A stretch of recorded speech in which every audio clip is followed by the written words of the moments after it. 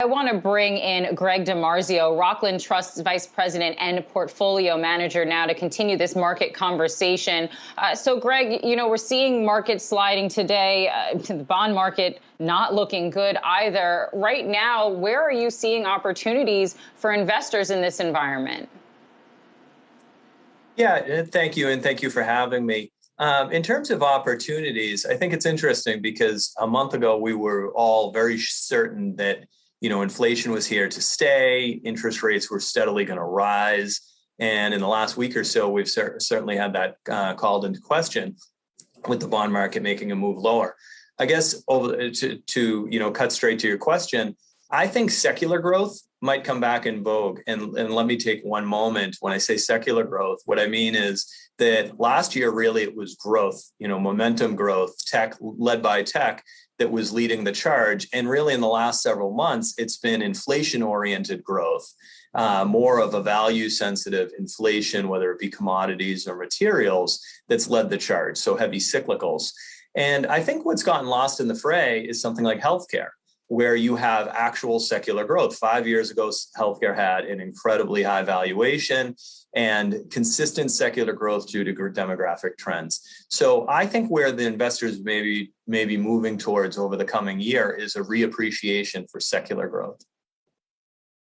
So, Greg, I'm looking at your notes, and I kind of just want to ask you the question that you actually raise in your notes about what the bond market right now is trying to tell us, if this is, as you called it, a head fake or the beginning of a trend. What are you thinking there? Yeah, I mean, I do. If you ask me what my gut opinion is, and we'll find out over the coming months, is that I do think it is not a head fake. I do not think inflation. I think the Federal Reserve, Chairman Powell has all the information at his hands, and he's looking at inflation as transitory. And in terms of runaway inflation, I think, a month ago, 2 months ago, we were very concerned about that, or at least the market was very concerned about that. But I think the underlying point that people aren't realizing in terms of runaway inflation is the Fed puts dollars in the systems by giving those dollars to banks to lend, but banks really aren't lending in a rapid fashion. So I do not see runaway inflation, and we'll adjust accordingly if we do see runaway inflation. But I think the bond market near term is saying, and if you look at the correction in commodity related stocks and some other stores of value, they are also telling you that inflation probably might not be the concern that we're worried about. But nevertheless, it's going to be what we're going to be watching over the next several months. Greg, I do want to ask you about the small caps. I'm looking over at the Russell 2000. It is in the red, but only down about 0.2 percentage point right now. So faring much better than what we are seeing in some of the other three majors. Now, small caps have really been on a tear this year. What do you think the trend is going to be for the remainder of 2021? Well, I think, as you mentioned, small caps have been on a tear, but on a longer basis, they've underperformed large caps. So I do think that there's some catch up to be had there as part of kind of a reopening trade. So I think if you were asked to ask me what the trend would be, I think that catch up can continue.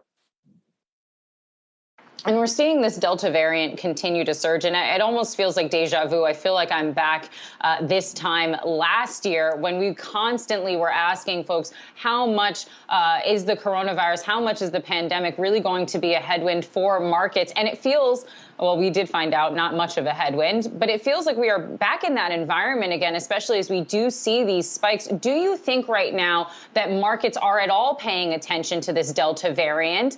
And do you think it could present a problem for equities going forward? I think, I couldn't agree with you more. It does feel like deja vu. It feels like a situation where we should be talking to PhDs and not CFAs to understand this more, which is how we felt last year, right?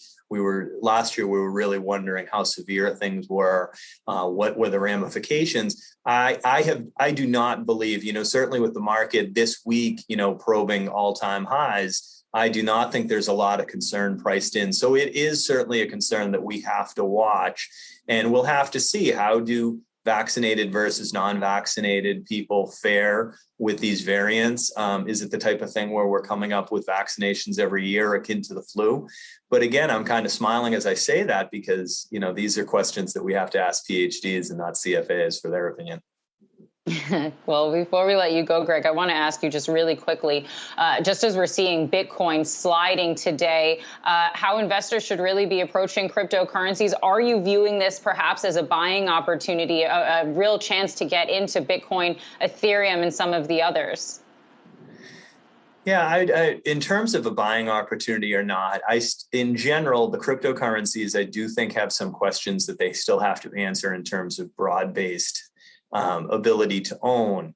What I will say is, interestingly enough, this pullback may be a process or a step in their maturation process, in the sense that they've pulled back right along with a lot of current commodities and things like gold, which are traditional stores of value. And I think one of the biggest questions about the cryptocurrencies are they in fact currencies, or are they an asset class and a store of value?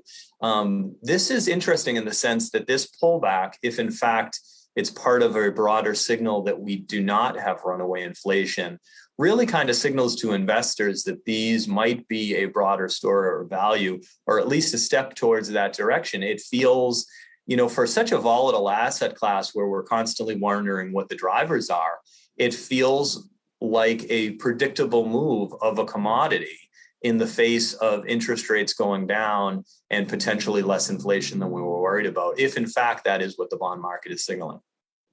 All right, we're going to have to leave that there. Greg DiMarzio, Vice President and Portfolio Manager at Rockland Trust, thanks so much for joining us today.